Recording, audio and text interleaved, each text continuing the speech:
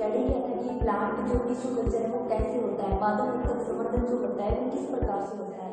अब अपना जो नेक्स्ट जो टॉपिक है वो क्या है, जीन स्थानांतरण पर है। पादपों में जीन स्थानांतरण अपन किन किन विधियों से करते हैं, और ये बहुत ही इंपॉर्टेंट टॉपिक है। जो एग्जाम में इसके क्वेश्चन आने के ज़्यादा चांसेस रहते हैं। आगे नीट, CSIR और जो है PMT वगैरह में भी इसके ऊपर ज़्यादा क्वेश्चन पूछे जाते हैं। तो अपन देखेंगे कि जो प्लांट्स जो होते हैं उनमें जीन स्थानांतरण किस प्रकार से होता है, पादपों में जीन स्थानांतरण की विधियां।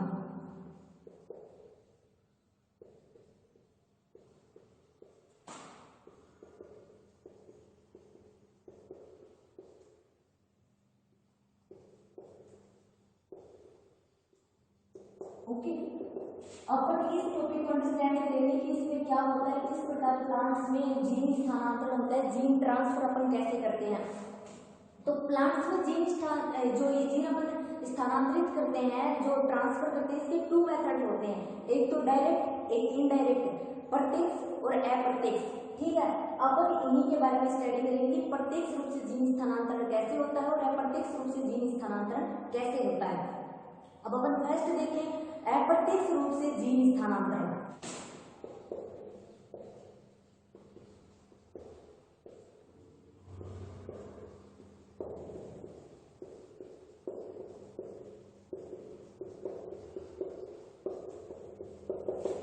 इनडायरेक्ट रूप से जीन ट्रांसफर कैसे होता है, अपन इसके ऊपर स्टडी करेंगे।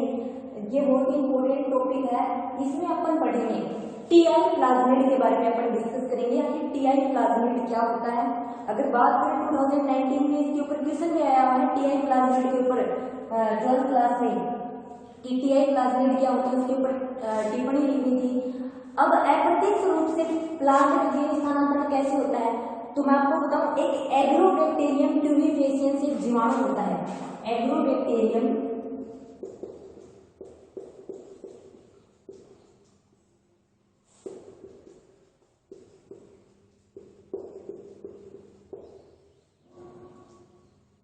ट्यूबिफेसियंस, ठीक है, ये सॉइल बैक्टीरिया है। सॉइल बैक्टीरिया मृदा में पाया जाता है। प्लांट जो होते हैं उनकी जड़ों में पाया जाने वाला ये एग्रोबैक्टीरियम ट्यूबिफेसियंस जीवाणु होता है, जो प्लांट्स में क्या करता है, प्लांट्स में क्राउन गॉल नाम की डिजीज जो होती है उसको क्रिएट करता है। ये अब क्रिएट क्या करता है, टीआई प्लाज्मिड को जानने से पहले हम पढ़ेंगे कि इस एग्रोबैक्टीरियम ट्यूबिफेसियंस जो ये बैक्टीरिया होता है इसका कनेक्शन क्या है प्लांट्स के साथ। इसका कनेक्शन अगर अपन प्लांट्स के साथ देखें तो कोई भी प्लांट होता है, ठीक है, कोई भी प्लांट है।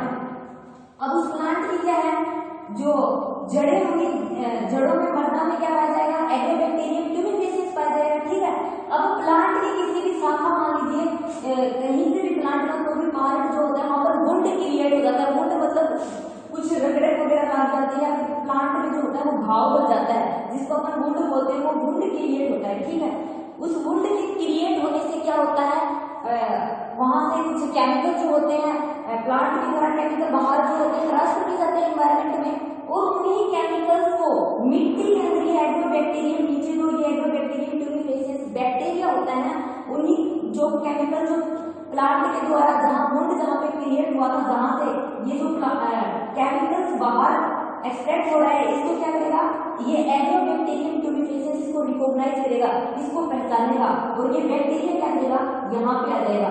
जहाँ पर प्लांट में वुंड क्रिएट हुआ है वहां पर बैक्टीरिया आ जाएगा। इस रसायन की वजह से यहाँ पर मतलब प्लांट में कोई घाव हुआ, रगड़ वगैरह लगी प्लांट में, जिससे क्या हुआ, कुछ केमिकल जो पदार्थ है, केमिकल पदार्थ वो बाहर निकल गए, जिसको रिकॉग्नाइज करके एग्रोबैक्टीरियम ट्यूबिफेसियंस अपन जानते हैं मिट्टी में रहता है, कहाँ पे आ जाएगा, जो प्लांट की सेल है उसके जस्ट पास में आ जाएगा। ठीक है, फिर क्या होता है, फिर ये होता है कि अगर एग्रोबैक्टीरियम ट्यूबिफेसियंस बैक्टीरिया जो उसकी संरचना देखें, तो मैंने आपको जिस वक्त अपने रिकॉम्बिनेंट डीएनए टेक्नोलॉजी पढ़ रहे थे, अपनी जेनेटिक इंजीनियरिंग पर अपने जिस टाइम डिस्कस किया था, उस टाइम मैंने एक बात बताई कि आपको याद हो तो क्लोनिंग वेक्टर, क्लोनिंग वाहक क्या होते हैं, जो प्लाज्मिड के बारे में अपन डिस्कस किया था, जो अपने वांछित डिजायर डीएनए को बाहर लेके जाता है। प्लाज्मिड क्या होता है, प्लाज्मिड बैक्टीरिया में पाया जाने वाला एक्स्ट्रा क्रोमोसोम होता है, एक्स्ट्रा गुणसूत्र होता है।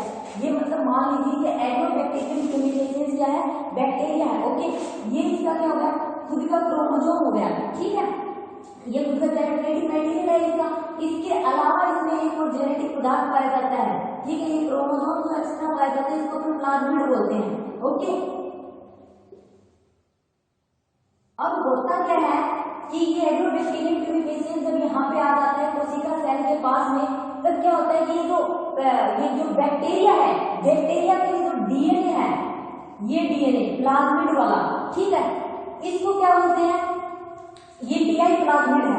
एग्रोबैक्टीरियम प्यूरिफिकेशन में जो एक्स्ट्रा ये प्लाज्मिड पाया जाता है इसको अपन टीआई प्लाज्मिड बोलते हैं। ओके, ये टीआई प्लाज्मिड है। अपन इसको बाहर निकाल देते हैं, अपन इसके बारे में डिस्कस कर रहे हैं प्लाज्मिड के बारे में जो एग्रोबैक्टीरियम प्यूरिफिकेशन में पाया जाता है। ओके, अब क्या है, ये जो प्लाज्मिड है ना, इस प्लाज्मिड का डीएनए जो होता है, इस प्लाज्मिड में एक साइट पाई जाती है जिसको हम टी डीएनए बोलते हैं।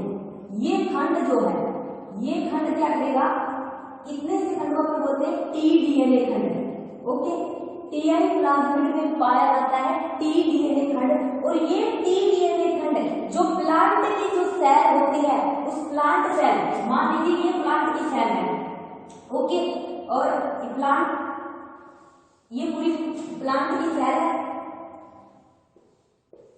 ये अपनी सेल वॉल हो गई, कोशिका भित्ति हो गई, तो ये क्या करेगा, जो T DNA, only T DNA खंड क्या करेगा, ट्रांसफर हो जाएगा इसमें प्लांट सेल में, और इसके साइटोप्लाज्म से होते हुए ये इसका न्यूक्लियस है, और न्यूक्लियस में जेनेटिक मटेरियल पाया जाता है, हम जानते हैं आनुवंशिक पदार्थ पाया जाता है डीएनए। ये जो डीएनए है, ये न्यूक्लियस के अंदर पाया जाने वाला जो डीएनए है, इस डीएनए के साथ क्या हो जाएगा, ये टी डीएनए जो होता है ये अटैच हो जाता है, ठीक है, ये टी डीएनए अटैच हो जाता है।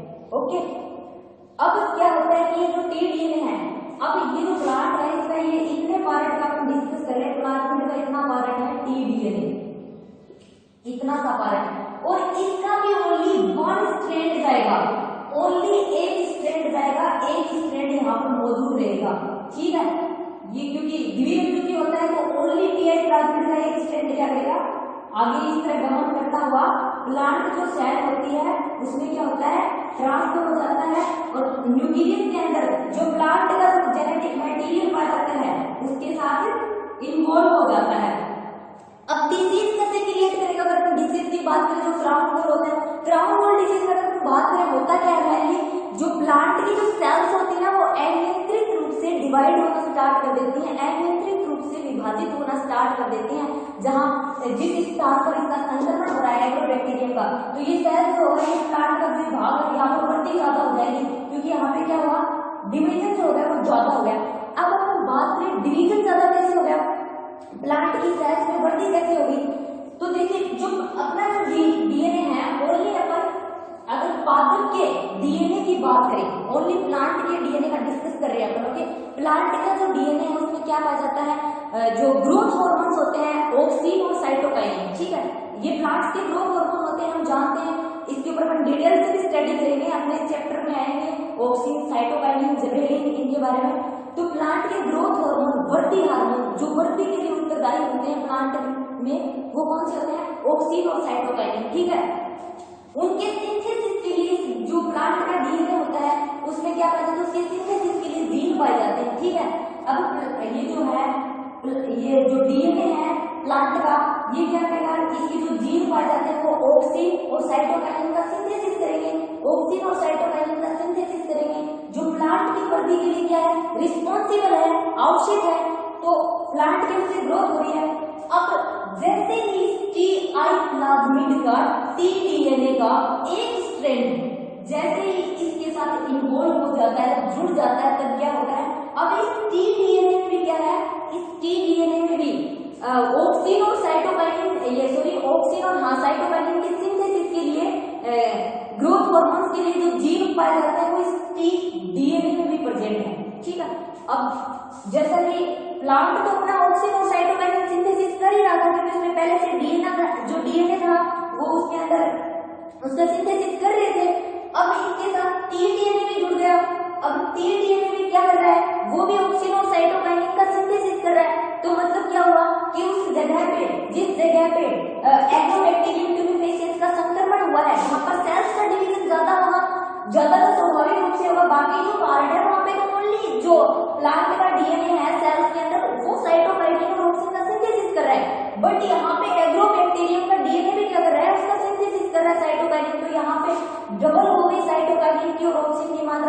जाहिर सी बात है सेल का डिवीजन ज्यादा होगा। सेल का डिवीजन जब ज्यादा हो जाता है, सेल अनियंत्रित रूप से विभाजित होना शुरू कर देती है, तब यहाँ पे क्राउन वॉल नाम की क्या होती है, एक स्ट्रक्चर बनती है। जो संक्रमण होता है वो एग्रोबैक्टीरियम ट्यूनिफिकेशन के कारण होता है। तो ये फॉर्मूला होता है एग्रोबैक्टीरियम कैसे प्लांट को क्या करता है, संक्रमित करता है।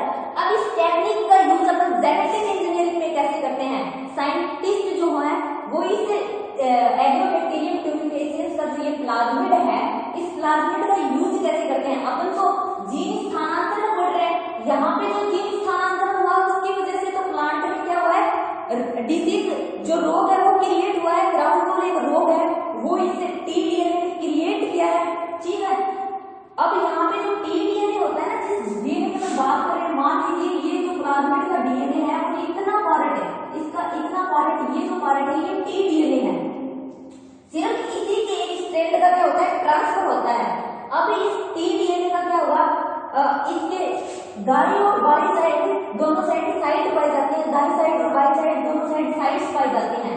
अब साइंटिस्ट ने क्या किया कि इस टीडीएनए को, जिसका क्या हो रहा है, जिस टीडीएनए का ट्रांसफर हो रहा है प्लांट सेल में, इस टीडीएनए को हटाकर और इसकी जगह पे अपना इंटरेस्ट ऑफ जीन, मतलब जिस विजातीय डीएनए को, वांछित डीएनए को, फॉरेन डीएनए को साइंटिस्ट चाहते हैं इसको प्लांट के अंदर अपन ट्रांसफर कर देते हैं और अपने को इसको ट्रांसफर करने से ये बेनिफिट होगा, तो वो डीएनए इस टीडीएनए की जगह फिट कर दिया जाता है। और फिर वो जैसे इसकी वही प्रोसेस होती है, अपने ये क्या करेंगे, इसको प्लाज्मिड जो ये अपना टीआई प्लाज्मिड है, इसके जो टीडीएनए की जो साइट है, ध्यान रखने वाली बात यह है कि दाईं और बाईं साइड इतना पार्ट छोड़ के, क्योंकि इसको रिकॉग्नाइज नहीं होगा प्लाज्मिड भी अपना ही पार्ट है, इसकी दाईं और बाईं साइड, इन दोनों साइड को छोड़ के सिर्फ बीच का जो मटेरियल है, इस बीच के मटेरियल को चेंज कर दिया जाता है। जहाँ पर ऑक्सीजन साइटोकाइनिन है, यहाँ पर कुछ और भी जीन की साइट पाई जाती है, उनको चेंज कर दिया जाता है, क्योंकि यहाँ पे अपना जो डीएनए है, अपना interest of DNA, interest of gene बोल सकते हैं अपने, उसको क्या कर दिया जाता है, उसको यहाँ पे फिट कर दिया जाता है। अब उसको फिट कर देंगे, फिर इसको एग्रीबैक्टीरियम ट्यूनिफिकेशन से प्लाज्मिड जो होता है इसको यहाँ पे ट्रांसफर कर देंगे।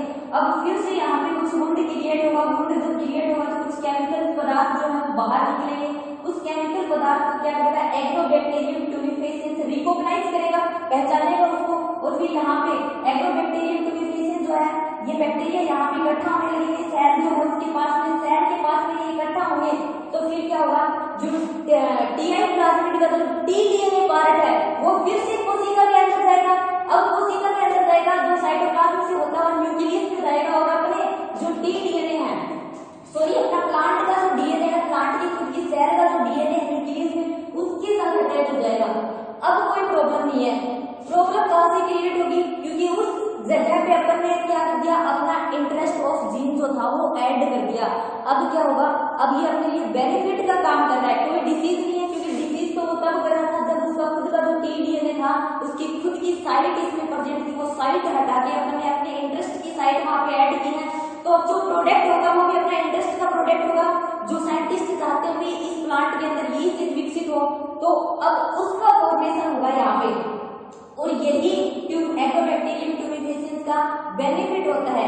इस मेथड से किन के अंदर जीन ट्रांसफर किया जाता है, जो द्विबीजपत्री पादप होते हैं ना, उन्हीं के अंदर सिर्फ जीन ट्रांसफर किया जाता है, अप्रत्यक्ष रूप से जब जीन स्थानांतरण अपन करते हैं।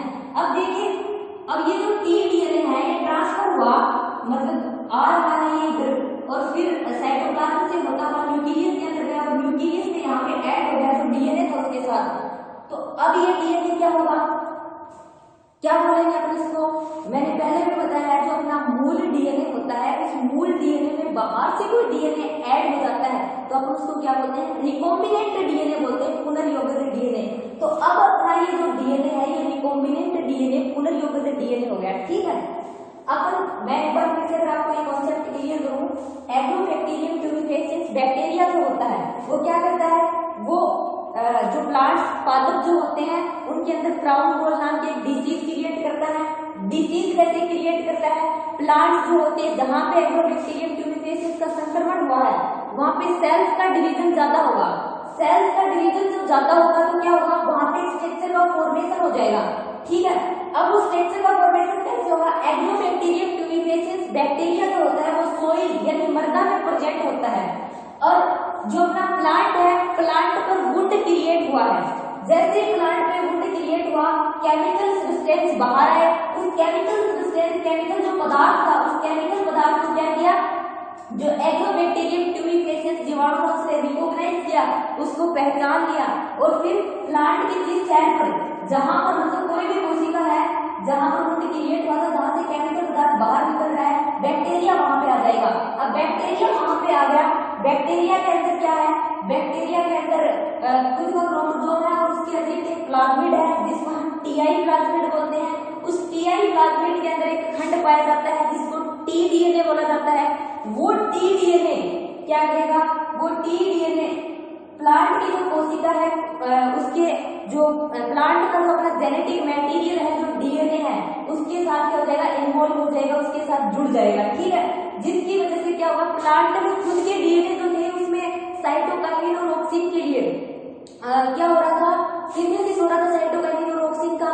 अब जैसे टीडीएनए का पार्ट अंदर गया तो उसकी वजह से भी सिंथेसिस होने लगा, जिससे प्लांट में उस जगह पर ऑक्सिन और साइटोकाइनिन दोनों की मात्रा ज्यादा होगी, जिसकी वजह से क्या हुआ कि प्लांट में एलियंट्रिक सेल्स का विभाजन होना स्टार्ट हो गया और वहां पर क्राउन बॉल, एक जो संरचना है प्लांट की, वहां पर एलियंट्रिक कोशिकाओं का विभाजन हुआ जिसको अपन क्राउन बॉल डिसीज बोलते हैं। अब इसी चीज का बेनिफिट कैसे मिला अपने को, इस चीज का बेनिफिट ऐसे मिला कि जो टीडीएनए था, प्लाज्मिड, जो टीआई प्लाज्मिड का जो टीडीएनए का जो पार्ट था, उस पार्ट में जिसका ट्रांसफर हो रहा था, उस टीडीएनए को अपन एक्सचेंज कर दिया किसके साथ, अपने इंटरेस्ट ऑफ जीन के साथ। जिस जीन में अपने को इंटरेस्ट था वो टीडीएनए के स्थान पर अपने स्थानांतरित कर दिया।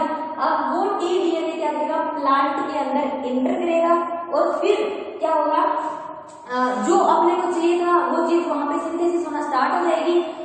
इसी का यूज जो साइंटिस्ट हैं वो इनडायरेक्ट रूप से जीन ट्रांसफर करने में करें। अपने को तो जीन स्थानांतरण ही तो पढ़ना है, तो इंटरेस्ट ऑफ जीन कैसे स्थानांतरित हो गया, जो टीआई प्लाज्मिड जो था उसके टीडीएनए में अपन ने अपना इंटरेस्ट डीएनए वहां पर ट्रांसफर कर दिया और फिर वो अपनी पूरी की पूरी प्रोसेस ऐसे रिपीट करता है। उसी प्रोसेस के थ्रू वो क्या पहुंच गया, जो प्लांट सेल थी अपने प्लांट सेल में पहुंच गया।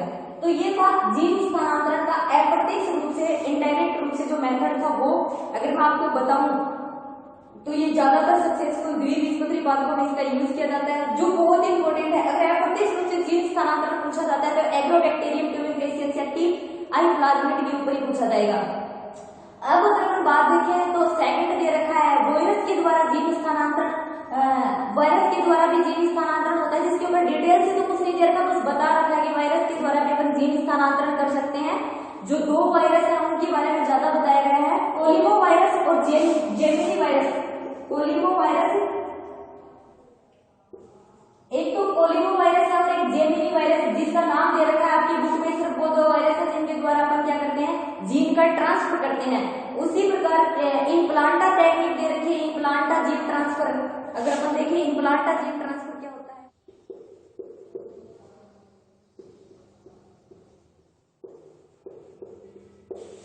ये पोलिमो वायरस और जेमिनी वायरस दो वायरस है जिनके द्वारा क्या किया जाता है, जीन ट्रांसफर जो है वो ज्यादा वायरस इन दो वायरसों का यूज करते हैं जीन ट्रांसफर करने के लिए। अगर अपने नेक्स्ट बात करें तो इम्प्लांटा टेक्निक आती है तीसरी, इम्प्लांटा तकनीक। अब इसके द्वारा भी, इसमें भी कुछ ज्यादा नहीं कहना है। इम्प्लांटा तकनीक में क्या होता है, जो अपने किसी प्लांट के जो बीज होते हैं उनको क्या एग्रोबैक्टीरियम ट्यूबिफेसियंस जो बैक्टीरिया उसके साथ वहां पे उनको रखा जाता है, फिर उनको प्रतिजैविक जो माध्यम होता है वहां पर उनको संवर्धित किया जाता है। इम्प्लांटा टेक्निक में मेनली क्या होता है, जीन को सीधे ट्रांसफर कर दिया जाता है प्लांट में। ठीक है, जीन को सीधा ट्रांसफर करने की जो टेक्निक होती है वो इम्प्लांटा टेक्निक में आती है। अब अगर हम पढ़ेंगे जीन की जो प्रत्यक्ष जो मेथड्स होते हैं वो कौन कौन से हैं, जो बहुत ही इंपॉर्टेंट है। सबको देखा कि अप्रत्यक्ष रूप से जीन का स्थानांतरण कैसे होता है। अप्रत्यक्ष रूप से जीन का स्थानांतरण में हमने एग्रोबैक्टीरियम द्वारा जीन ट्रांसफर पढ़ा था। मेन जो था वो एग्रोबैक्टीरियम के द्वारा ही जो जीन का ट्रांसफर था वही था। अब हम देखेंगे प्रत्यक्ष रूप से जीन का ट्रांसफर कैसे होता है, प्रत्यक्ष मेथड का यूज क्यों करते हैं। मेनली जो एग्रोबैक्टीरियम के द्वारा जो जीन स्थानांतरण की जो प्रोसेस होती है ना, उसमें द्विबीजपत्री पादपों में वो ज्यादा सक्सेसफुल होती है। एक बीजपत्री पादपों में जो एक बीजपत्री पादपों में मुख्य धान्य फसल जो आती धान की जो खाने योग्य फसलें आती हैं उनके अंदर अपन जीन ट्रांसफर करने के लिए जो प्रत्यक्ष जो मेथड है उस डायरेक्ट मेथड का अपन यूज करेंगे, जिसमें सबसे पहले आता है रासायनिक विधि के द्वारा। रासायनिक मेथड, ये जो केमिकल मेथड होता है, जो रासायनिक विधि होती है, इसके द्वारा अपन कैसे जीन ट्रांसफर कर सकते हैं। अगर देखें तो इसमें क्या होता है, एक रसायन होता है पॉलीइथाइलिन ग्लाइकोल, इस जिसे अपन पीईजी बोलते हैं। अगर शॉर्ट में इसकी बात करें तो इसको पीईजी बोला जाता है। इस पॉलीइथाइलिन ग्लाइकोल का यूज किसके लिए किया जाता है, जीन ट्रांसफर करने के लिए किया जाता है। कैसे यूज करते हैं अपन, किसी पात्र में क्या किया जाता है, पॉलीइथाइलिन ग्लाइकोल का घोल ले लिया जाता है, ठीक है। अब पॉलीइथाइलिन ग्लाइकोल का घोल की मात्रा जो होती है वो 15 से 20% तक की होती है, ओके। फिर क्या किया जाता है, इसके अंदर जो अपना आइसोलेटेड प्रोटोप्लास्ट बन सकते हैं। प्रोटोप्लास्ट क्या होता है, जैसे कि अपनी सेल होती है, ठीक है, ये अपनी सेल है। अब ये इसकी क्या है, सेल वॉल है, कोशिका भित्ति तो है ये। जब सेल वॉल को, इस सेल वॉल के बाद में सेल का जितना भी न्यूक्लियस है, बाहर का जो साइटोप्लाज्म का जो मैटर बचा है वो प्रोटोप्लास्ट कहलाएगा। मतलब सेल है और उस सेल का बाहर से उसको कोशिका भित्ति जो होती है उसका पाचन करवा दिया जाता है एंजाइमों से, या फिर उस कोशिका भित्ति को नष्ट कर दिया जाता है। तो बाकी जो सेल का जो मटेरियल बचता है उसको अपन बोलते हैं प्रोटोप्लास्ट, ठीक है। तो यहाँ पे क्या करते हैं, अपन प्रोटोप्लास्ट ले लेते हैं और क्या लेंगे, जो अपना ये बाहर से कुछ जो जिस जीन का अपन को ट्रांसफर करवाना है वो जीन ले लेते हैं, ओके। ये अपना प्रोटोप्लास्ट होगा, जो जिस प्लांट, ये प्रोटोप्लास्ट है जिसका, जिस प्लांट का अपन क्या करें, जिस प्लांट के अंदर अपन क्या करवाना चाहते हैं, कुछ चेंजेस करना चाहते हैं, जिस प्लांट में अपन बाहर से अपना कोई भी डीएनए या फिर जीन उसके अंदर ट्रांसफर करना चाहते हैं ना, उसका प्रोटोप्लास्ट है ये। तो ये अपन अपने प्लांट का जो है ये प्रोटोप्लास्ट ले लिए, और ये जो है ये बाहर से जो जीन अपन इसके अंदर इंटर करवाना चाहते हैं, डीएनए मान सकते हैं या फिर जीन जिसको अपन इसके अंदर ट्रांसफर करना चाहते हैं।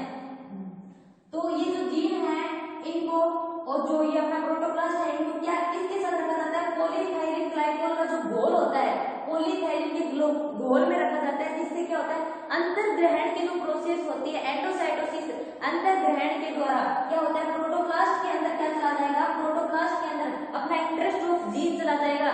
जिस जीन का अपन प्लांट के अंदर ट्रांसफर करवाना चाहते हैं वो जीन प्रोटोप्लास्ट के अंदर चला जाएगा। जैसा कि हम जानते हैं प्रोटोप्लास्ट के अंदर जाएगा तो वहां पर प्लांट का जेनेटिक मटेरियल है उसके साथ ये इन्वॉल्व हो जाएगा।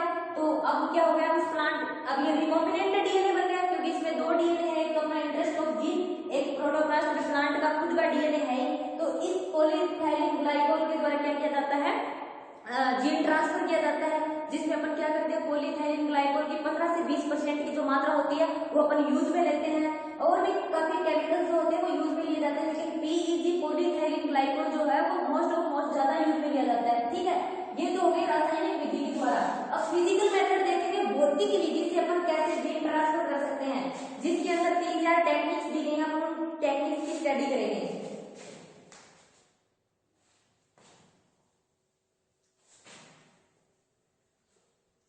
अब अगर हम बात करें भौतिक विधि, तो इसमें क्या होता है,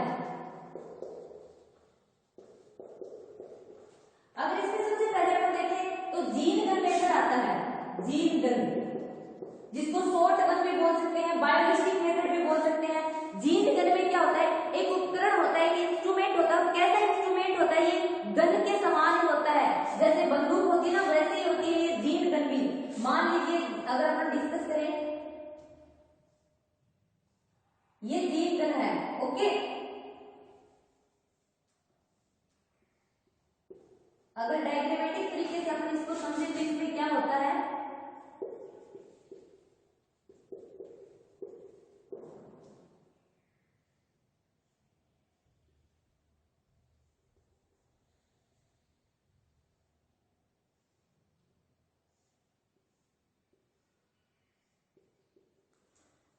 ऐसे मतलब पूरी की पूरी जो है ये प्रोसेस ऐसे होती है। इसमें होता क्या है, मेनली इसमें ये होता है कि जो जीन गन होती है उस जीन गन के अंदर क्या होते हैं, उस जीन गन के अंदर अपने जो डीएनए होते हैं, अपने वांछित डीएनए, अपना डिजायर डीएनए जिसका ट्रांसफर अपन करना चाहते हैं वो डीएनए है ये जो है जिसका अपन ट्रांसफर करना चाहते हैं। और ये किस पर लगे हुए हैं, टंगस्टन या सोने के जो पार्टिकल्स होते हैं उनके ऊपर लगे होते हैं, लगभग 3 से 10 माइक्रोमीटर व्यास के होते हैं।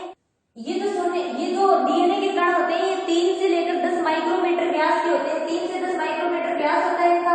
और क्या होता है, ये जो टंगस्टन और सोने के जो सोने से आवृत रहते हैं छोटे छोटे कण होते हैं जो टंगस्टन या फिर सोने के द्वारा आवृत होते हैं, ठीक है, जिनको अपन क्या बोल सकते हैं, जिनको जीन बुलेट्स भी बोला जाता है। ये जो डीएनए है इसके अंदर या जो जीन है, अपना इंटरेस्ट ऑफ जीन है, इसको अपन क्या बोलते हैं, जीन बुलेट भी बोला जाता है। ये जो जीन बुलेट है ये जीन गन के अंदर है, ओके।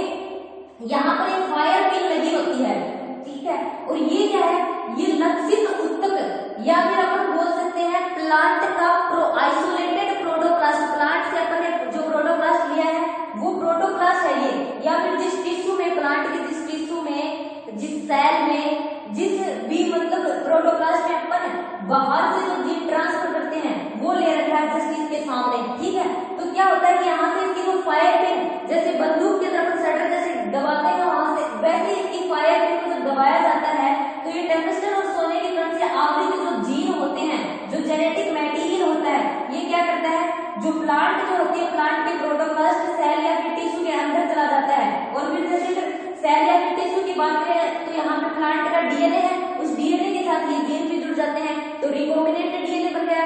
ये भी एक पुनर्योजित डीएनए, फिर इसका संवर्धन करवा लिया जाता है, कल्चर करवाया जाता है, जिससे क्या होता है कि इसका अपन कल्चर करवाएंगे जिससे कैलस का फॉर्मेशन होगा, कैलस के द्वारा सेल्स डिवाइड होती रहेंगी और क्या बनेगा, नए प्लांट का फॉर्मेशन होगा।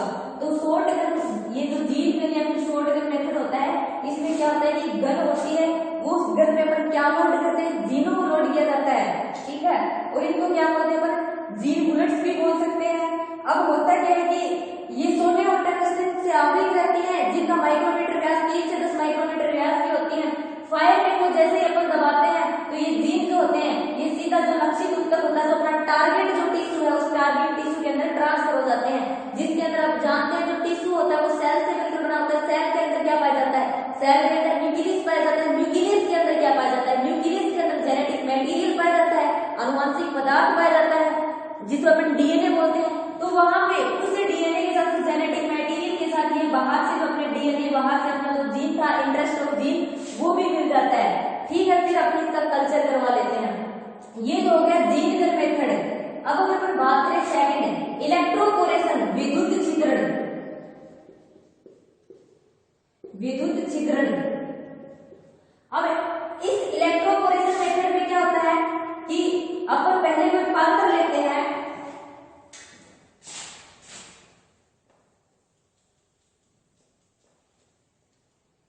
अगर मैं आपको इसको आसान वे में बताऊं तो ये अपना कोई भी अपन ये जो पात्र है इसके लिए इसमें बबल सॉल्यूशन होता है, ओके, बबल सॉल्यूशन होता है और इलेक्ट्रोड्स लगे होते हैं।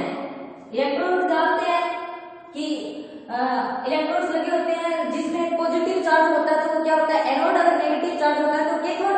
अब होता क्या है, इस जो बफर सॉल्यूशन आपने लिया है इसमें अपन अपना क्या होता है, इसमें अपना आइसोलेटेड प्रोटोप्लाज्म, जिस प्लांट के अंदर अपन कुछ हेयर फेयर करना चाहते हैं उस प्लांट का क्या लेते हैं अपन, प्रोटोप्लाज्म हो गए।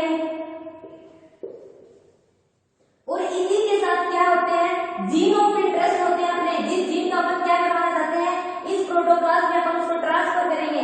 क्या किया जाता है, जब इन इलेक्ट्रोड्स के द्वारा जब इसमें विद्युत धारा प्रवाहित की जाती है तो इस जो ये प्रोटोप्लास्ट इसमें छोटे छोटे छिद्र बन जाते हैं।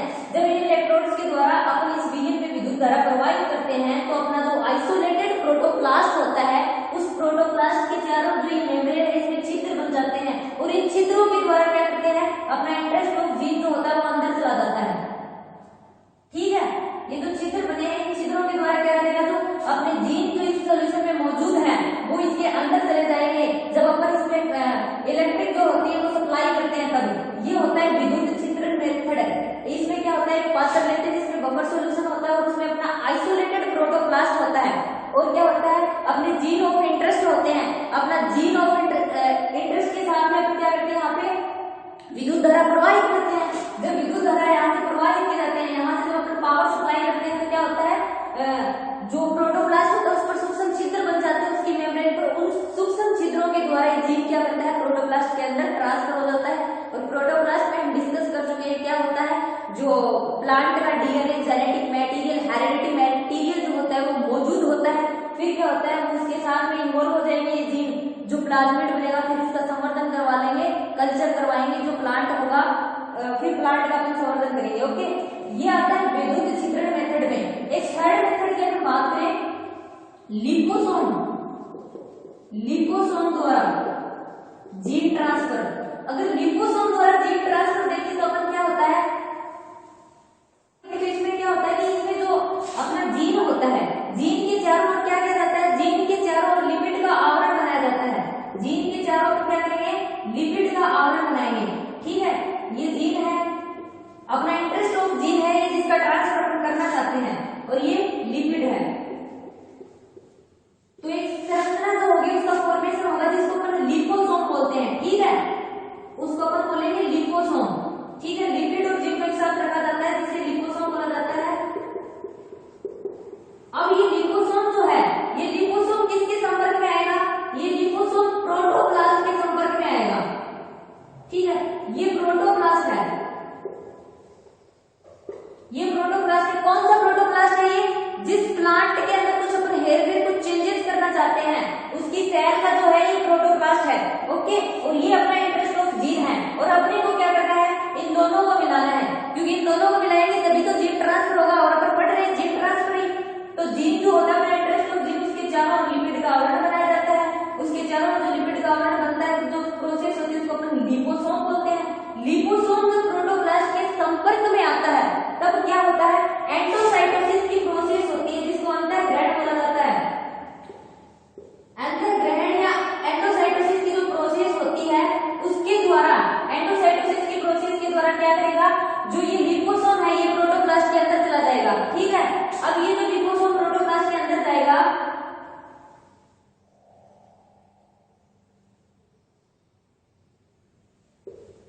तो फिर क्या होगा, फिर ये होगा कि जो ये लिपोसोम और प्रोटोप्लास्ट है ये इसके अंदर चला जाएगा, ये लिपोसोम प्रोटोप्लास्ट के अंदर चला जाएगा, और इसके अंदर अपना इंटरेस्ट ऑफ जीन है।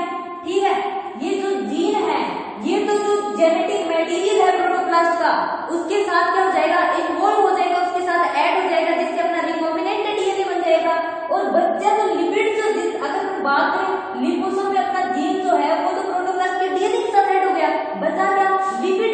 लिपिड का क्या होगा, लिपिड का पाचन हो जाएगा सेल के अंदर। ठीक है, लिपिड जो होगी वो पाचित हो जाएगी सेल के अंदर, और फिर क्या होगा, अपने प्रोटोप्लास्ट और अपने ये जो इंटरेस्ट ऑफ जीन है इन दोनों का क्या हो जाएगा, इन दोनों का समायोजन हो जाएगा। लिपोसोम में जो लिपिड बची है उस लिपिड का पाचन हो जाएगा सेल के अंदर।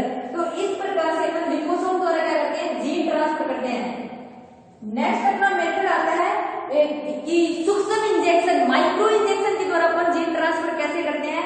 अगर माइक्रो इंजेक्शन द्वारा हम जीन ट्रांसफर की बात करें तो बहुत ही सिंपल मेथड होता है। जिस प्रकार से इंजेक्शन होता है ना वैसे ही इंजेक्शन होता है। ठीक है, वैसे ही सुई होती है, उसमें क्या होते हैं, उस इंजेक्शन में क्या हो रहा होता है, जो अपना इंटरेस्ट ऑफ जीन है, इंटरेस्ट ऑफ डीएनए बोल सकते हैं, वो मटेरियल होता है। और यहाँ पे क्या होती है, यहाँ पे आइसोलेटेड अपन बोल सकते हैं कि आइसोलेटेड प्रोटोप्लास्ट होता है। ठीक है, आइसोलेटेड प्रोटोप्लास्ट होता है, ये सेल का यहाँ पे इसको पकड़ने के लिए ये यहाँ से अपन पकड़ लेते हैं इस प्रोटोप्लास्ट को। इंजेक्शन जो होता है डायरेक्ट इंजेक्शन के द्वारा क्या कर दिया जाता है, प्रोटोप्लास्ट में जो जीन होता है उसको ट्रांसफर कर दिया जाता है। जैसे अपन इंजेक्शन लगाते हैं वही प्रोटोप्लास्ट में अंदर अपन क्या करेंगे, जो इंजेक्शन के थ्रू अपन जो अपना इंटरेस्ट ऑफ जीन जो है वो डीएनए जो इसके अंदर ट्रांसफर कर देते हैं, और इसके अंदर जो जेनेटिक मटेरियल होता है उसके साथ अपना इंटरेस्ट ऑफ जीन क्या करेगा, अटैच हो जाएगा, रिकॉम्बिनेंट डीएनए होगा, उसका फॉर्मेशन हो जाएगा। तो ये मेथड्स हैं जिनके द्वारा अपन क्या करते हैं, जीन ट्रांसफर। सिलिकॉन कार्बाइड जो टेक्निक होती है उसके द्वारा भी जीन ट्रांसफर कर सकते हैं, बट मेनली आपके सिलेबस में इतने ही दे रखे हैं। जीन ट्रांसफर के दो मेथड होते हैं, डायरेक्ट और इनडायरेक्ट। डायरेक्ट में क्या होता है कि जो डायरेक्ट अपने इंस्ट्रूमेंट होते हैं, उपकरण होते हैं, उनके द्वारा अपन क्या करते हैं, अपने उपकरणों के द्वारा अपन जीन ट्रांसफर कर देते हैं। और इनडायरेक्ट में क्या होता है, जो बैक्टीरिया जो जीवाणु होते हैं उनके प्लाज्मिड का यूज किया जाता है। ठीक है, तो इनडायरेक्ट में था अपना एग्रोबैक्टीरियम के द्वारा अपन जीन स्थानांतरण कैसे करते हैं। एग्रोबैक्टीरियम में टीआई प्लाज्मिड पाया जाता है, उस टीआई प्लाज्मिड में टी डीएनए जो खंड होता है उसके स्थान पर अपना इंटरेस्ट ऑफ डीएनए अपना ऐड करके क्या कर सकते हैं, जीन स्थानांतरण कर सकते हैं।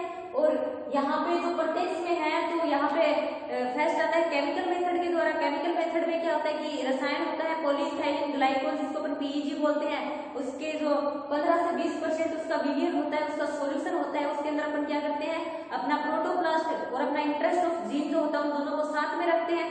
तो फिर क्या होता है कि जिस केमिकल की वजह से क्या होता है एंडोसाइटोसिस की प्रोसेस होती है, अंतःग्रहण की प्रोसेस होती है, जिसके कारण प्रोटोप्लास्ट के अंदर क्या चला जाता है, अपना जीन चला जाता है। नेक्स्ट जो हमने डिस्कस किया था जीन गन क्या होती है, तो जीन गन में क्या होता है कि ये गन होती है जिसमें अपन जो जेनेटिक इंजीनियरिंग होती है उसमें अपन इसको यूज में लेते हैं। इसमें क्या किया जाता है, जो अपना डीएनए या फिर अपना इंटरेस्ट ऑफ जीन होता है, जिनको अपन जीन बुलेट्स बोलते हैं, वो 3 से 10 माइक्रोमीटर व्यास की होती है, जो टंगस्टन और सोने द्वारा आवृत होती हैं। उनको क्या किया जाता है, उनको अपना जो टारगेट जो टिश्यू होता है या फिर टारगेट अपना प्रोटोप्लास्ट होता है उसके अंदर उसको दागा जाता है फायर बीम के थ्रू। तो क्या होता है कि अपना इंटरेस्ट ऑफ जीन होता है वो प्रोटोप्लास्ट के अंदर चला जाता है। नेक्स्ट अपना था विद्युत क्षेत्रण। विद्युत क्षेत्रण में क्या होता है कि अपने पात्र लेते हैं जिसमें बफर सॉल्यूशन होता है और उसमें क्या होता है अपने प्रोटोप्लास्ट होते हैं और अपना इंटरेस्ट ऑफ जीन होता है, उसमें क्या लगे होते हैं, उसमें इलेक्ट्रोड्स लगे होते हैं। जैसे ही इलेक्ट्रिक जो धारा प्रवाहित की जाती है तब क्या होता है, जो प्रोटोप्लास्ट होता है उस पर सूक्ष्म छिद्र बन जाते हैं, उन छिद्रों से होता हुआ अपना जीन क्या करता है, अंदर चला जाता है प्रोटोप्लास्ट के। नेक्स्ट जो था अपना लिपोसोम। तो लिपोसोम में क्या होता है, अपना इंटरेस्ट ऑफ जीन जो होता है उसको क्या किया जाता है, उसको प्रोटीन लिपिड के साथ उसको आवृत करवाया जाता है। जब लिपिड और जीन क्या होते हैं आपस में मिक्स हो जाते हैं तो अपन उसको बोलते हैं लिपोसोम। अब जो लिपोसोम जो होता है वो अपने प्रोटोप्लास्ट के टच में आता है तो क्या होता है, एंडोसाइटोसिस की प्रोसेस होती है, अंतःग्रहण की प्रक्रिया होती है, जिसके कारण क्या होता है प्रोटोप्लास्ट और अपना जीन जो होता है दोनों का क्या हो जाता है, दोनों इन्वॉल्व हो जाते हैं आपस में, इनका डीएनए जो होता है वो मिल जाता है, जिससे रिकॉम्बिनेंट डीएनए का फॉर्मेशन हो जाता है और जो लिपिड होती है उसका सेल में क्या कर लिया जाता है, पाचन कर लिया जाता है। नेक्स्ट अपना मेथड आता है जो सूक्ष्म इंजेक्शन जो होता है माइक्रो इंजेक्शन के द्वारा। ये सूक्ष्म इंजेक्शन जो था उसके बारे में अपन डिस्कस कर रहे थे कि इसमें क्या होता है, इसमें एक इंजेक्शन होता है। इंजेक्शन में क्या होता है, इंजेक्शन में जो डीएनए जो होता है या फिर अपना इंटरेस्ट ऑफ जीन बोल सकते हैं, इंटरेस्ट ऑफ डीएनए बोल सकते हैं, वो जेनेटिक मटेरियल होता है। उस जेनेटिक मटेरियल को जिस भी सेल के अंदर प्रोटोप्लास्ट या कोशिका के अंदर अपने को ट्रांसफर करना होता है, डायरेक्ट इंजेक्शन के थ्रू उस कोशिका के अंदर अपने ट्रांसफर कर देते हैं। तो ये थे जीन ट्रांसफर के मेथड्स, जिन जो काफी इंपॉर्टेंट है, इनके ऊपर क्वेश्चन आने के चांसेस बहुत ज्यादा रहते हैं। अब आपके यूजेस दे रखे हैं कि भाई जो ये अब जैसे ही अपन ये जीन ट्रांसफर कर दिया तो किसका फॉर्मेशन हो रहा है, बाहर से अपन जीन ट्रांसफर करें तो मैंने रिकॉम्बिनेंट डीएनए टेक्नोलॉजी जिस टाइम मैंने आपको पढ़ाई थी उस टाइम बताया था, अगर किसी भी प्लांट के अंदर बाहर से अपन कोई डीएनए कोई जीन ऐड कर रहे हैं, बाहर से कोई जेनेटिक मटेरियल उसके अंदर अपन ट्रांसफर कर रहे हैं, तो वो जो पादप अब निर्मित होगा उस पादप जो है उस पादप को अपन क्या बोलेंगे, ट्रांसजेनिक पादप बोलेंगे। ठीक है, पराजेनिक पादप या ट्रांसजेनिक पादप। अब ये जो ट्रांसजेनिक पादप बनाए जाते हैं इनका यूजेस क्या क्या है, इनके फायदे के बारे में अपन डिस्कस करें तो क्या होता है कि इनके द्वारा शाकनाशी फसलों का विकास किया जाता है। शाकनाशी फसल कौन सी होती है, शाकनाशी फसल वो फसल होती है जैसे अपन खेत के अंदर कोई भी फसल बो रहे हैं उसके साथ में अनावश्यक रूप से खरपतवार वगैरह हो जाती है, तो वो उन जो खरपतवार वगैरह होगी है ना उनको खत्म कर दिया जाता है, क्योंकि जो अपनी जो फसल होती है उसके अंदर अपना ऐसे जीन ट्रांसफर कर देते हैं, जिसके कारण क्या होता है वहां पे जो अवांछनीय खरपतवार वगैरह घास वगैरह वो नहीं हो पाती है और कीटनाशी फसलों का विकास किया जा सकता है। अब कीटनाशी फसल कैसे, बायोटेक्नोलॉजी पेपर पढ़ चुके हैं, बीटी कपास का फॉर्मेशन होता है जो कीटनाशी फसल होती है। कैसे, बीटी कपास जो होती है, बीटी कपास में क्या पाया जाता है, एक क्राइजीन पाया जाता है। ठीक है, क्राइजीन, और ये क्राइजीन क्या करता है, क्राई प्रोटीन का फॉर्मेशन करता है और वो क्राई प्रोटीन क्या करती है, वो क्राई प्रोटीन कीटों की आहार में जाकर वहां संक्रमण करती है, जिसके कारण क्या होता है जो कीट होते हैं उनकी डेथ हो जाती है। अभी इसी क्राइजीन को क्या किया जाता है, कपास की फसल में ट्रांसफर कर देते हैं। जो कपास होती है उसके अंदर क्या किया जाता है, इस क्राइजीन को अपन ट्रांसफर करेंगे तो क्या होगा, ऑटोमेटिक इस जीन की वजह से क्राई प्रोटीन का फॉर्मेशन होगा। अब क्राई प्रोटीन का फॉर्मेशन होगा तो जो सल्ब वगैरह होते हैं उनका जब संक्रमण होगा, इन्फेक्शन होगा फसल के ऊपर, तब क्या करेगी वो क्राई प्रोटीन उनकी आहार नाल में संक्रमण कर देगी, उनके आहार नाल में संक्रमण करेगी, जो सल्ब वगैरह है उनकी डेथ हो जाएगी, कीटों की डेथ हो जाएगी। तो ये इसका बेनिफिट हो गया। और भी इसके बेनिफिट है जैसे कि फसल जो है उनके परिपक्वन काल को अपन कम कर सकते हैं। परिपक्वन काल को कम करेंगे तो क्या होगा, जो फसल जो है वो जल्दी खराब नहीं होगी। जैसे मैंने आपको बताया था टमाटर की किस्म है फ्लेवर सावर, तो उसमें क्या किया जाता है, उसमें ऐसे जीनों का ट्रांसफर कर दिया जाता है या फिर पीजी जो होता है उसको निष्क्रिय कर टमाटर की फल भी इतनी जल्दी गलती नहीं है, टमाटर जो होता है वो जल्दी खराब नहीं होता। इसी प्रकार जो गोल्डन राइस है, चावल की किस्म है, उसका फॉर्मेशन किया जा रहा है ये जो अपनी जीन ट्रांसफर मान सकते हैं या फिर जेनेटिक इंजीनियरिंग के थ्रू, ये सारी की सारी बायोटेक्नोलॉजी में आती है प्रोसेस। और जो आलू की एक उन्नत किस्म है सुपर पोटैटो, उसका फॉर्मेशन किया जा रहा है। नर बंदे जो पादप होते हैं उनका निर्माण किया जा रहा है। तो काफी ज्यादा यूजेस हैं इसके जो आपके बुक में दे रखे हैं। ट्रांसजेनिक एनिमल्स की बात करें या फिर प्लांट्स की बात करें, तो फिलहाल अपन बॉटनी में डिस्कस करें तो प्लांट से रिलेटेड जो बेनिफिट है वो बताए जा रहे हैं। जो ट्रांसजेनिक एनिमल्स कौन से होते हैं, तो जब एनिमल पे अपन बाहर से कोई जीन ट्रांसफर कर देते हैं वो ट्रांसजेनिक एनिमल्स हो जाएंगे, तो उनके अलग बेनिफिट्स होते हैं। ओके, अब इसके साथ साथ बेनिफिट्स के साथ साथ इसके ड्रॉबैक्स भी दे रखे हैं। इसकी कमियां क्या है, तो कमियां ये है कि प्राकृतिक रूप से जो फसली पादप होते हैं, प्राकृतिक रूप से जो एनवायरनमेंट में पाए जा रहे हैं, तो उनकी खुद की जो नेचुरल जो स्पीसीज होती है वो धीरे धीरे खत्म हो रही है। जीन ट्रांसफर करके अपन कृत्रिम रूप से नई फसलें जो है वो लेके आ रहे हैं, जिससे नेचुरल जो किस्म है वो धीरे धीरे खत्म हो रही है। अब इनकी प्रतिरोधक क्षमता अपन बढ़ा रहे हैं, फसलों की प्रतिरोधक क्षमता जब बढ़ रही है तो बीमारियां, डिजीज भी ज्यादा क्रिएट हो रही है। एक दूसरी चीज, अपन बाहर से इसमें जीन या फिर डीएनए इंटर करके कोई प्लांट है वो बना रहे हैं, उससे अपन कोई प्रोडक्ट प्राप्त कर रहे हैं, तो हो सकता है अपनी उससे एलर्जी हो सकती है।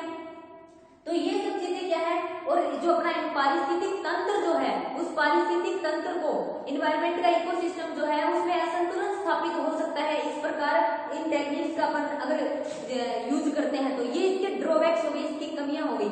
ठीक है, अब यहाँ तक अपने पूरा का पूरा डिस्कस कर लिया है। अपना जो प्लांट टिश्यू कल्चर में बताया गया था कि प्लांट टिश्यू कल्चर कैसे होता है, किन चरणों में वो कंप्लीट होता है, इसके फायदे क्या क्या हैं, और जो जीन ट्रांसफर के मेथड थे वो जीन ट्रांसफर के मेथड क्या क्या हैं। ओके, फिर यहाँ पे अपना ये चैप्टर कंप्लीट हो जाता है प्लांट टिश्यू कल्चर का।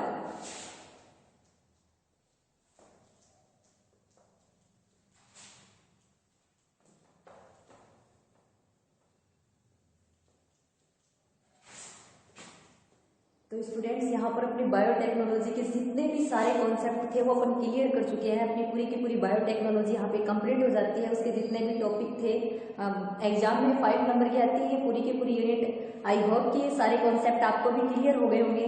अगर आपको कोई प्रॉब्लम है तो आप पूछ सकते हो, और हाँ, पूछने के बाद सारे के सारे कॉन्सेप्ट आपको क्लियर भी कर लेने हैं, क्योंकि बहुत ही जल्द अपन इस यूनिट का एक शानदार टेस्ट भी रखेंगे। हो सकता है मे भी लॉकडाउन से पहले, वरना लॉकडाउन के बाद तो आपको ऐसे नज़ारे रोज रोज देखने को मिलेंगे ही मिलेंगे। तो आप सारे कॉन्सेप्ट क्लियर कर लेना, पढ़ लेना सारी की सारी चीज़ें कि क्या है क्या नहीं है, क्योंकि अब इतने बॉटनी के बाद में अपन अपनी जो जूलॉजी है वो भी अपन स्टार्ट करेंगे। तो अगर मैं आपको एक जो बायोटेक्नोलॉजी का इसका एक ओवरव्यू दूं कि अपन ने इसमें क्या पढ़ा और क्या क्या आएगा, तो अपन ने सबसे पहले पढ़ा था बायोटेक्नोलॉजी क्या है, उसकी डेफिनेशन से अपन ने स्टार्ट किया था। जिसके डेफिनेशन में अपन ने पढ़ा था जो माइक्रो ऑर्गेनिज्म्स जो होते हैं, सूक्ष्म जीव जो होते हैं, उनके द्वारा अपन क्या करते हैं, मानव उपयोगी जो पदार्थ बनाते हैं वो बायोटेक्नोलॉजी होती है। उसके बाद में अपन ने डिस्कस किया था बायोटेक्नोलॉजी जो होती है वो कितने टाइप की होती है। तो बायोटेक्नोलॉजी 2 टाइप की होती है, जिसमें जो ट्रेडिशनल बायोटेक्नोलॉजी होती है वो, और जो सेकंड जो अपनी बायोटेक्नोलॉजी थी वो मॉडर्न बायोटेक्नोलॉजी। उसके बाद में अपन ने जो डिस्कस किया था वो उसके ऊपर था कि भाई जो इसकी युक्तियां हैं, बायोटेक्नोलॉजी की युक्तियां कौन कौन सी हैं, जिसमें मेन जो है उसमें पूछ रखा है बायोसेंसर, बायोचिप और बायोफिल्म। इनके ऊपर अपन ने स्टडी की थी। फिर जो इंडिया में बायोटेक्नोलॉजी के जो संस्थान थे अपन ने उनके बारे में पढ़ा था। एक चीज मैं आपको क्लियर कर दूं कि जब अपन बायोचिप, बायोसेंसर और जेनेटिक इंजीनियरिंग में भी अपने काफी ज्यादा टॉपिक्स जो थे वो पढ़े थे जिस टाइम, जैसे पीसीआर, चैन रिएक्शन हो गई, और भी टॉपिक हैं। आप अपनी बुक अपने साथ रखा करो। जिस टाइम में ये कॉन्सेप्ट क्लियर कर रही थी तो मैंने उस टाइम डिटेल से आपको ये चीज बताई थी कि जो ये बायोसेंसर होता है उसका डायग्रामेटिक तरीके से बताया था मैंने, कैसे क्या इसका ट्रांसड्यूसर के थ्रू क्या प्रोसेस होती है। जो आपकी बुक में है उसमें सिर्फ डेफिनेशन दे रखी है और उसके यूजेस दे रखे हैं, तो आपको उसके अकॉर्डिंग ही वो याद करने, क्योंकि नॉर्मल ये 1 या फिर 2 नंबर के आते हैं, तो आप उसके अकॉर्डिंग जो कॉन्सेप्ट है वो अपने क्लियर कर सकते हो, वैसे पढ़ सकते हो। वो तो सिर्फ आपको बताने के लिए था। वैसे ही आपके जैसे पीसीआर, चैन रिएक्शन जब मैंने बताई थी तो उसके तीनों के तीनों स्टेप मैंने बताए थे। एक्सटेंशन कैसे हो रहा था, एनालिंग कैसे हो रही थी, जो डीनेचुरेशन हो रहा था वो कैसे हो रहा था, जबकि ये पूरी प्रोसेस पीसीआर की इतनी बड़ी टेक्निक नहीं दे रखी है आपके, तो अपनी बुक साथ में रखा करो। ये सिर्फ आपको समझाने के लिए है कि भी समझ में आ जाए ये टेक्निक्स कैसे कंप्लीट हो रही थी, ठीक है। तो आप उसके अकॉर्डिंग जो है अपने जो जितने भी टॉपिक है वो क्लियर कर लेना। बायोटेक्नोलॉजी में तो यही है, बायो सेंसर, बायोचिप, फिर उनके संस्थानों के बारे में अपने डिस्कस कर लिया था। फिर अपना नेक्स्ट चैप्टर स्टार्ट होता है जिसमें अपन ने पढ़ा था रिकॉम्बिनेंट डीएनए, जेनेटिक इंजीनियरिंग का चैप्टर था, जिसमें अपन ने सबसे पहले पढ़ा था जेनेटिक इंजीनियरिंग क्या होती है। तो डीएनए के अंदर जो काट छाट हेर फेर किया जाता है वो जेनेटिक इंजीनियरिंग आती है। उसी डीएनए के ऊपर डिपेंड है दोनों के दोनों लेसन जो अपने आगे। तो उसमें अपन जो ये अपनी रिकॉम्बिनेंट डीएनए टेक्नोलॉजी है वो पढ़ रहे थे, रिकॉम्बिनेंट डीएनए क्या होता है। फिर अपन ने पढ़ा था कि रिकॉम्बिनेंट डीएनए टेक्नोलॉजी के अंदर अपन कौन से टूल्स जो होते हैं वो अप्लाई करते हैं।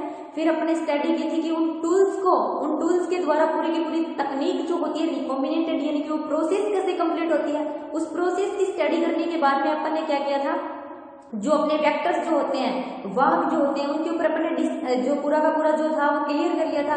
वेक्टर जो अपने बुक्स के अकॉर्डिंग तो सिर्फ 3 टाइप के वेक्टर दे रखे हैं। जीवाणु खोजी के ऊपर अपने डिस्कस कर लिया था, प्लाज्मिड के ऊपर अपने डिस्कस कर लिया था और कोस्मिड के ऊपर अपने डिस्कस किया था। उसके बाद में अपना जो नेक्स्ट जो टॉपिक था उस पर अपने डिस्कस किया था कि जीनोमिक लाइब्रेरी क्या होती है, जीनोमिक लाइब्रेरी का फॉर्मेशन अपने पढ़ा था। उसके बाद में सीडीएनए लाइब्रेरी के बारे में भी अपने डिस्कस किया था कि सीडीएनए लाइब्रेरी क्या है। और उसके बाद में जो ये प्रोब्स आते हैं डीएनए आरएनए आणविक प्रोब्स, उसकी डेफिनेशन के ऊपर अपने डिस्कस किया था। फिर आते हैं ये इलेक्ट्रोफोरेसिस क्या होती है, ब्लोटिंग टेक्निक्स क्या होती है। ब्लोटिंग टेक्निक्स में अपने तीनों टेक्निक्स के बारे में डिस्कस किया था, southern blotting technique, northern blotting technique जो थी वो, और वेस्टर्न ब्लोटिंग टेक्निक। फिर अपनी पीसीआर चैन रिएक्शन जो थी उसके ऊपर अपने डिस्कस किया था। एंड डीएनए फिंगरप्रिंटिंग के बारे में अपन ने डिस्कस किया था। डीएनए फिंगरप्रिंटिंग के बाद आरएफएलपी एक छोटा सा टॉपिक आता है, उसके ऊपर डिस्कस कर लिया था। और उसके बाद में था भी जेनेटिक इंजीनियरिंग के क्या क्या फायदे होते हैं, कि क्या क्या यूजेस होते हैं। अगर फायदे की बात करें, बायोटेक्नोलॉजी जब स्टार्टिंग से लेकर जो प्लांट टिश्यू कल्चर तक अपन पढ़ रहे हैं, जितने भी यूजेस आते हैं वो सेम से ही हैं तीनों चैप्टर में यूजेस जो है। उसके बाद में अपन ने स्टार्ट किया था अपना next chapter plant tissue culture. Plant tissue culture क्या होता है, प्लांट की जो टिश्यू होती है उसका कल्चर करवाया जाता है, उस कल्चर से पूरे के पूरे प्लांट का फॉर्मेशन किया जाता है, तो वो होती है प्लांट टिश्यू कल्चर। उसकी पूरी की पूरी जो प्रोसेस थी अपन ने पढ़ा था, कैसे कैलस का फॉर्मेशन होता है, कैसे अपन क्या करते हैं उसको न्यूट्रिएंट मीडियम जो होता है, जो संवर्धन माध्यम होता है कल्चर मीडियम में अपन क्या कैसे उसका ग्रो करवाते हैं, कैसे प्लांट का फॉर्मेशन होता है। तो वो पूरी की पूरी टेक्निक्स अपन ने पढ़ ली थी। उन टेक्निक्स के बाद में अपन ने क्या किया था, कल जो ये अपने जीन ट्रांसफर, उससे पहले आया था कि इसके यूजेस क्या क्या होते हैं। और उसके बाद में अपना जो जीन ट्रांसफर का टॉपिक था, वैसे मैं बता दूं जीन ट्रांसफर का टॉपिक बहुत इंपॉर्टेंट टॉपिक है, ये आगे तक काम में आएगा। जो इसके मेथड थे वहां से हमने स्टार्ट किया था। ये जो जीन ट्रांसफर है डायरेक्ट और इनडायरेक्ट जिसे अपना अप्रत्यक्ष बोलते हैं, उसमें जीन ट्रांसफर मोस्ट है एग्रोबैक्टीरियम। लास्ट ईयर इसके ऊपर क्वेश्चन आ गया है, तो चांसेस हैं इसके ऊपर क्वेश्चन आने के। बहुत ही इजी होता है एग्रोबैक्टीरियम के द्वारा, आपने आज ही पढ़ा है कि उसके अंदर एग्रोबैक्टीरियम टीआई प्लाज्मिड पाया जाता है, टीआई प्लाज्मिड के अंदर टी डीएनए पाया जाता है। उस टी डीएनए के अंदर अपना वांछित डीएनए अपना ऐड करके क्या करते हैं, जो जीन ट्रांसफर होता है उसकी प्रोसेस कंप्लीट कर लेते हैं अपन। उसके बाद में वायरस के द्वारा भी जीन स्थानांतरण होता है, इम्प्लांटा टेक्निक के द्वारा भी जीन स्थानांतरण होता है। इसके अलावा अपन ने पढ़ा था कि डायरेक्ट जो रूप से कैसे अपन जीन ट्रांसफर कर सकते हैं, क्योंकि इनडायरेक्ट जो मेथड था उसके द्वारा अपन क्या कर सकते हैं, ओनली द्विबीजपत्री जो प्लांट्स होते हैं ना उनके अंदर जीन ट्रांसफर कर सकते हैं।